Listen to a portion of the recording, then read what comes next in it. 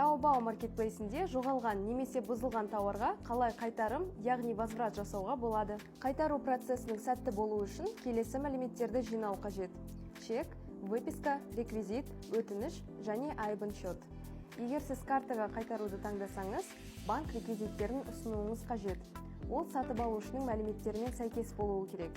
Маңызды ақпарат, реквизиттер карта бойынша емес, счет бойынша болуы қажет. Тізімнің арасынан сәйкес төлемді табыңыз. Сол жерде сіз тауар сатып алған маркетплейстің атауы жазылған болуы қажет. Сол чекті екінші телефонмен суретке түсіріп алыңыз. Өйткені банк қосымшаларында скриншот жасауға болмайды. Сонымен қатар еркін түрде қайтарым жасау туралы өтініш жазыңыз. Taobao қосымшасында чекті табу үшін өз аккаунтыңызға кіріңіз. Тапсырыстар бөліміндегі сұр жазуды басыңыз. Тапсырыстардың ішінен қайтарым жасауға қажетті тауарды таңдап, үстін басыңыз.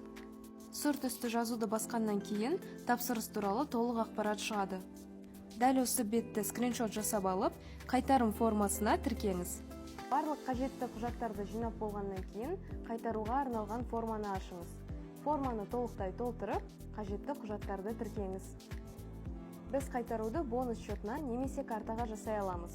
Бонус счетына қайтару 2 жұмыс күн ішінде мақұлданғаннан кейін түседі, ал картаға 7-14 күн арасында қайтарылады. Сіздің өтінішіңіздің жауабы WhatsApp немесе телефон нөміріңізге 3 жұмыс күні ішінде келеді.